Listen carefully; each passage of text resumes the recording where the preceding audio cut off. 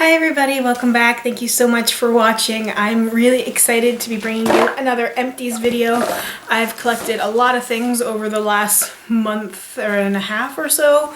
I love finishing products. It's just kind of therapeutic, I guess, to be able to talk about the things that I liked and didn't like and then be able to completely get rid of them and know that I'm making significant progress in using up the various beauty products that are in my collection. So the first thing I have here is a toner from Neutrogena. It's a pore refining toner. So that's what this looks like here. And I had at one point been trying to track how much my progress was with this thing, and then I just kind of gave up.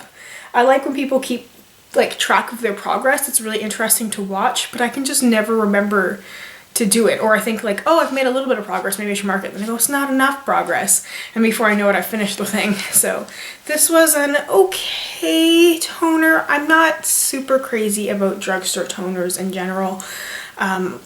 They just don't really work well for my skin. I've tried a few different types of toners.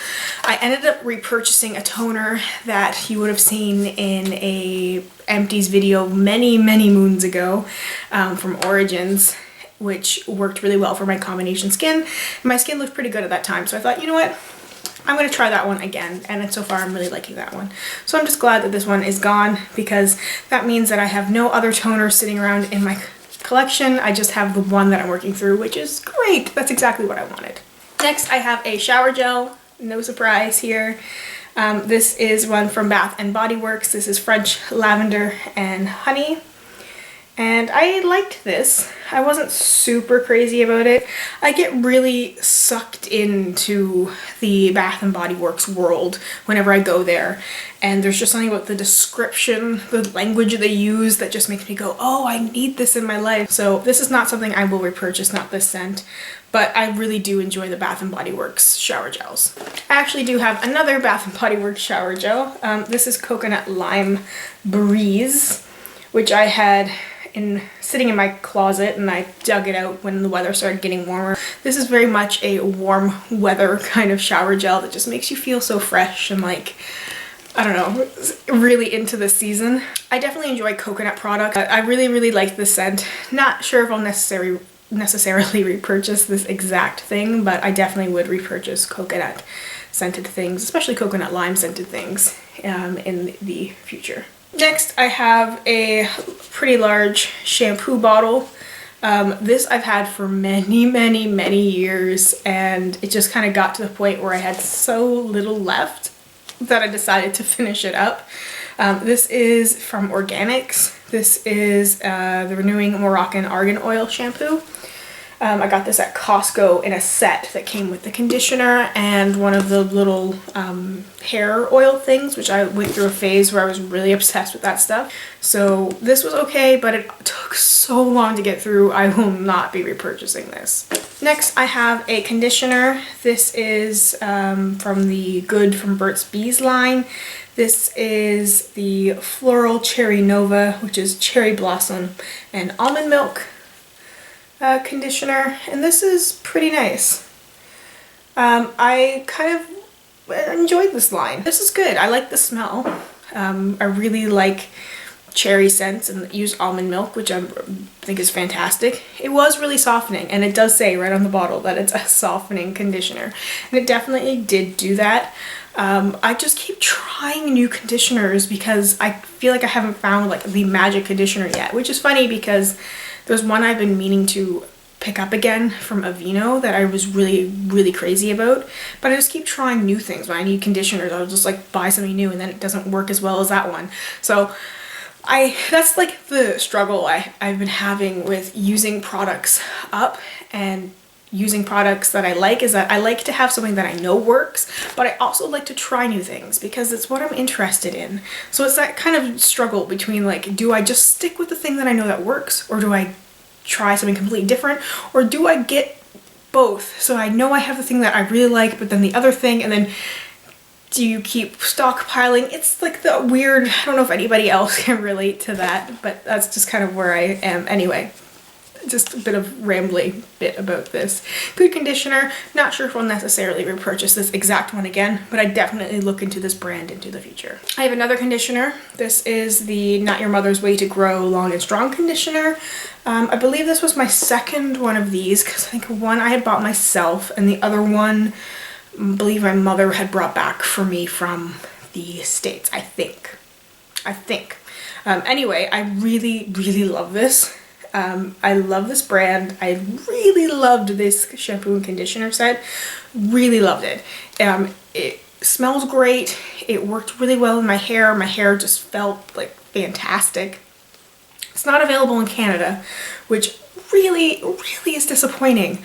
I wish that certain brands would be available in Canada, and I don't see why not. I mean, I know it's an American product, but so many American products are available in Canada. We will pay the extra money. Just bring it here, please. Like, if this was in my drugstore, this is something that I would have already repurchased because I love it so much, and it's just kind of impossible to get your hands on in Canada unless you want to pay an absolute fortune for shipping it here from somewhere else, and I do mean an absolute fortune. Anyway, really love this stuff. Highly recommend the Not Your Mother's line if you are in the States. Take advantage of the fact that you guys have that and try some of that stuff because I just love it. I have a hair mask from L'Oreal. This is the Power Moisture Infusion Mask. So that's what that looks like there, completely empty. It's nice to see jars like this, like that are completely empty, right? Just like a nice feeling being like, yeah, I finished that, I did that. I went through a phase where I was really into these kind of jar moisturizing mask things. It works really well. This is not something I'm going to necessarily repurchase. Again, I like to try new things. I can't stick with something that somewhat works. I keep looking for like the holy grail magical product, and I think even then I'd still be like, there might be something better out there. But this stuff is good. Hair masks are like a necessity for me in the winter time, so I feel like once we get into the colder weather, which, you know, in Canada will be like in 2 months time, I will definitely need to get some more hair masks. I've got a another L'Oreal product, but this is a skincare product. This is one of the micellar waters. I don't know how you exactly pronounce that. I've heard it pronounced a few different ways. The most common one I've seen is like the Bioderma, and I used that a few times and I do really like it, but it's super expensive. And I like having this stuff because it's so great for taking makeup off. So this one is a gentle one that removes makeup and soothes, no rubbing, no rinsing, fragrance-free, and hypoallergenic, and this is for dry and sensitive skin. I don't have dry skin, but I do have sensitive skin. This was decent. I've since repurchased a different cleansing water thing. I can't remember the brand right now. It was like Olay, maybe Neutrogena, something like that. It was another drugstore one. I had gone to pick one up after I had ran out of this, and I didn't see this one there, so I just picked up the first one I saw, and it's been okay. But this one was good, and I probably would have repurchased this one if I had seen it because it worked for me. Next, I have a little eye cream from Perricone MD. This is the Cold Plasma Eye. I'm not sure how you pronounce Perricone, not sure.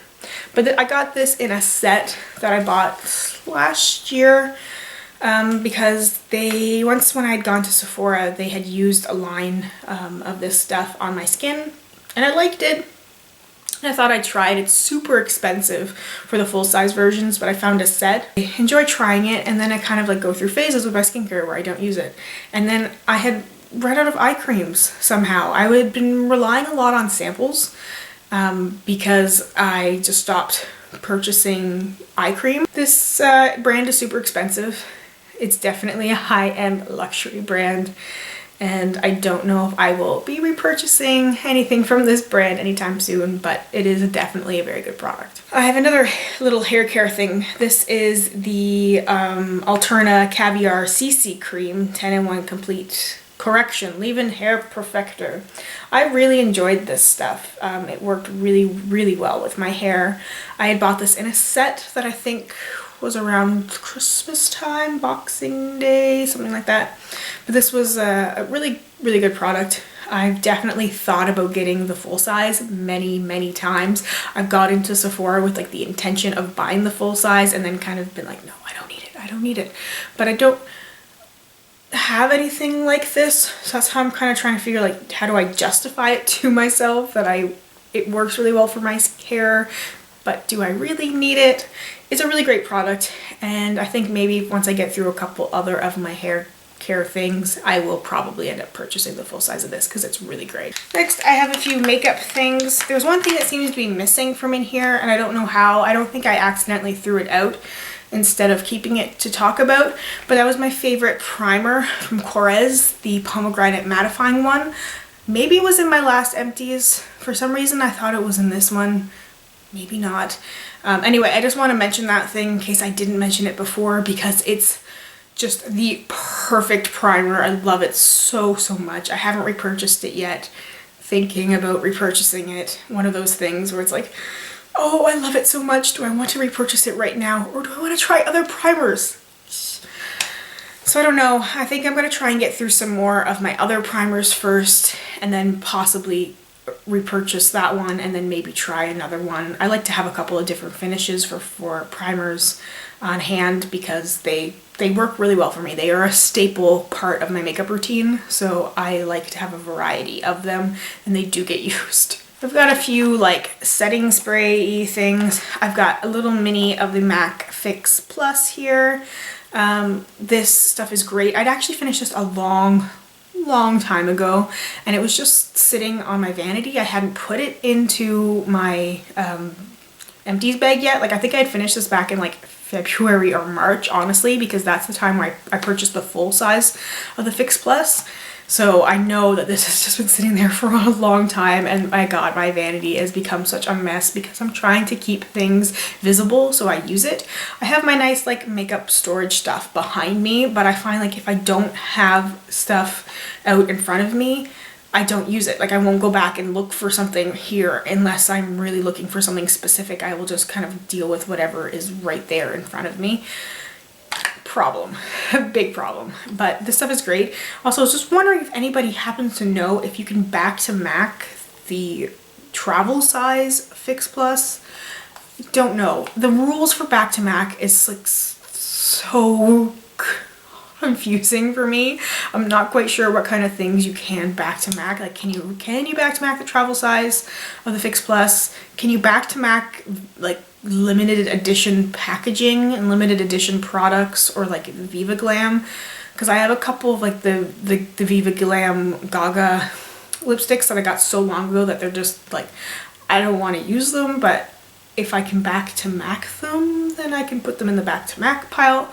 I don't know if you guys know for sure about the rules for that, please let me know. Would really appreciate that. But I generally use the Fix Plus for eyeshadow.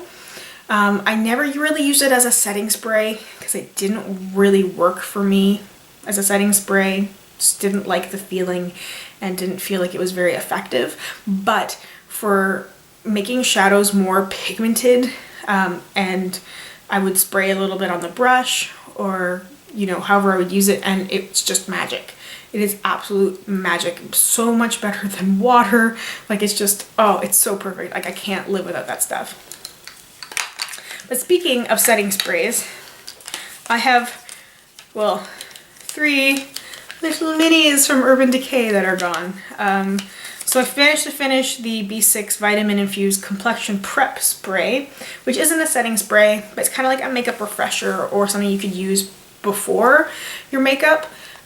So sometimes I would put it on before. Oftentimes I would kind of use it as like the refresher after I put makeup on. Like say I was going to film and I had some makeup on from earlier, then I would kind of spray this first and then kind of fix my makeup and add stuff and whatever. So this stuff was okay. I'm not super crazy about it. I really like Urban Decay products in general, but I just felt like this is an unnecessary step. Then there is my all-nighter makeup setting spray, which I had a full size. put it in a project pan because I hated it. Once I was through with my project pan, I realized how much I loved it. Then bought the travel size version of it. And now, since I finished this, I have bought another full size of the all-nighter because it is magic. I don't know why I didn't like it before, but it is working so well for me now. So well.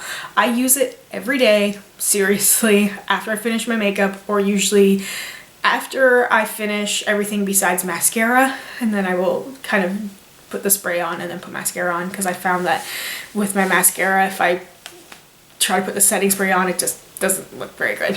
But anyway, this stuff is really, really great. And I know I've seen some people talk about like how primers don't work, or they don't know if they are so effective, and like setting sprays and stuff. I was thinking about doing a video where I did half of my face without a primer, without a setting spray, and the other half with, and seeing how long it actually did last, like what the difference would be. If you guys would be interested in seeing something like that, let me know. And then I had the D-Slick travel size, which after I had finished the all-nighter, I was thinking about not repurchasing it because I just knew how expensive it was, and I was just like, maybe I can live without it.